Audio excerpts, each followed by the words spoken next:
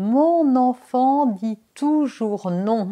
Bonjour, je suis Noémie de Saint-Sernin, je suis coach conférencière formatrice et l'auteur de plusieurs livres qui apparaissent sur l'écran et que vous pouvez retrouver dans toutes les librairies, que ce soit sur Amazon ou près de chez vous. Alors dans cette vidéo, on va voir ces non, non, non et non que votre enfant vous assène à longueur de journée. Mais juste avant, petite parenthèse, un pouce, un commentaire, un partage, c'est ce qui va m'aider à diffuser encore plus de conscience auprès des parents. C'est ce qui va m'encourager à faire ces vidéos et en faire encore plus et surtout à continuer. Alors si vous aimez ce format, si vous aimez mes vidéos, si elles vous aident, si vous avez envie de me soutenir, eh ben, faites une de ces actions ou toutes d'ailleurs à chaque fois que vous voyez une de mes vidéos parce que c'est vraiment ça qui va me permettre de diffuser à plus grande échelle. Donc merci d'avance pour votre soutien. Alors, il s'oppose, il dit non et vous en avez marre. C'est épuisant d'avoir sans arrêt un enfant qui dit non, non, non et non. Quand votre enfant s'oppose avec virulence et sans arrêt, c'est simplement qu'il est à la recherche de limites. C'est que c'est peut-être pas assez clair chez vous et pour lui. Donc, il dit non parce qu'il sait qu'à un moment, peut-être que vous allez céder parce que c'est ce que vous avez l'habitude de faire de temps en temps. Et moi, je vois beaucoup de parents qui disent non à leurs enfants. Non, t'auras pas autre chose parce que si tu aimes pas tes haricots verts, ben, il n'y a pas autre chose. Et puis, de guerre-lasse au bout d'un moment et culpabilisé par le fait que peut-être il va aller se coucher en n'ayant pas assez mangé, ben, il donne 2 yaourts, une banane, et il substitue. Ou ils font le plat préféré de l'enfant la prochaine fois, enfin, pour lui faire plaisir. Et donc, c'est contre-productif parce que l'enfant apprend que si je m'oppose, si je dis non, eh ben mes parents vont céder.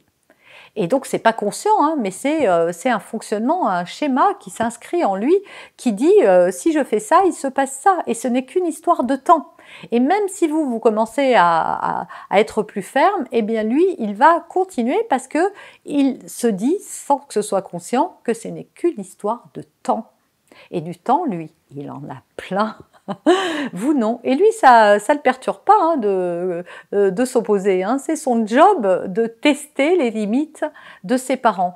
Donc, soyez congruents dans votre éducation. Quand vous avez fixé une règle, vous ne devez pas la bouger, à moins de la rendre évolutive, parce que votre enfant a grandi. Par exemple, il se couche à 8 heures, et puis quand il est plus grand, ou le week-end, ça peut être 8h30. Mais il faut l'expliquer quand la règle va bouger. Maintenant, il y a des règles aussi qui s'adaptent peut-être que dans la semaine et pas le week-end, où ça s'assouplit sur certaines choses, etc., etc. Mais soyez clairs sur les règles de famille. Soyez clair sur ce que vous voulez inculquer à vos enfants, parce que si c'est clair, oui, au début, il va s'opposer, oui, avec virulence peut-être, mais, et vous trouvez plein de vidéos pour gérer cette situation, mais au bout d'un moment, il va se dire, ok, la règle est comme ça et ça ne peut pas changer, donc j'arrête de m'opposer parce que de toute façon, je ne gagnerai pas, c'est même pas une histoire de gagner parce que ça c'est très égotique, mais ça ne marchera pas, quoi. J'ai compris que maman ou papa, quand ils disaient non, bah, c'était non. D'ailleurs, vous avez peut-être pu remarquer que votre enfant, il n'avait pas le même comportement avec vous, avec ses grands-parents, des fois même dans le couple avec papa et maman, c'est différent. Pourquoi? Parce que l'enfant sait quelles sont les limites de chacun et il agit en fonction de ça. Retenez bien ça parce que c'est super important. Il faut dire aussi que les enfants peuvent vivre très difficilement le fait qu'on leur impose de faire des choses parce que ça vient toucher leur besoin d'autonomie, leur besoin de faire moi tout seul. Et ça arrive très tôt dans la vie d'un enfant et pour certains enfants, ça a beaucoup d'importance.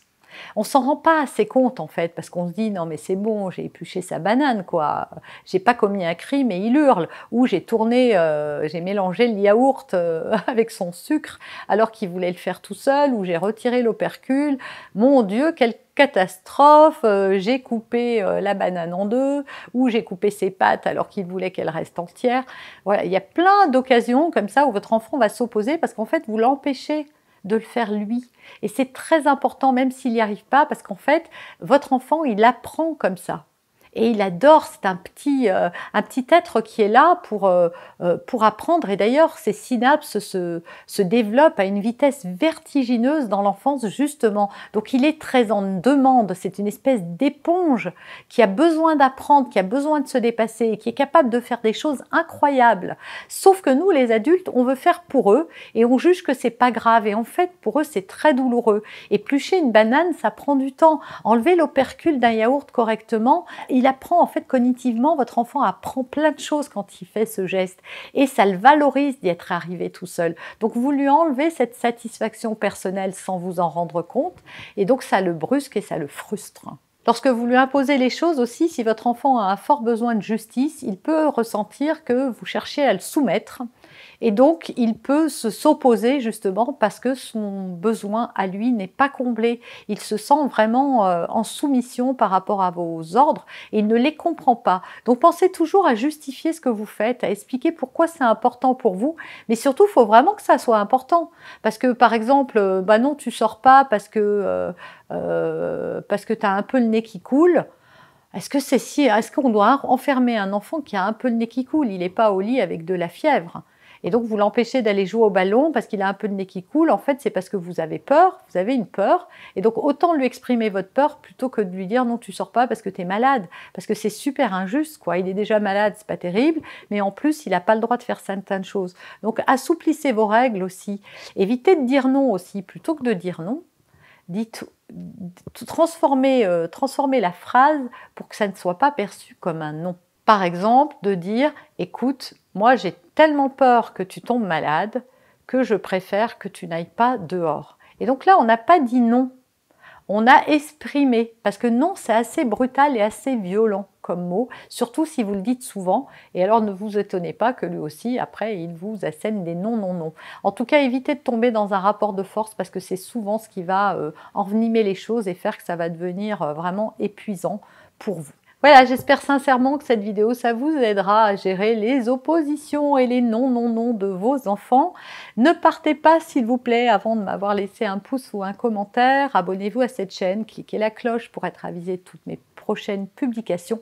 Partagez grandement à tous vos copains, vos copines qui ont des enfants, ça peut les aider. Et puis, téléchargez gratuitement mon pack du parent responsable. Vous y trouverez des tas de choses super, dont des vidéos, justement, des affiches, un e-book et vous serez également inscrit à ma newsletter pour recevoir du contenu inédit. Et moi, je vous retrouve très bientôt dans une prochaine vidéo.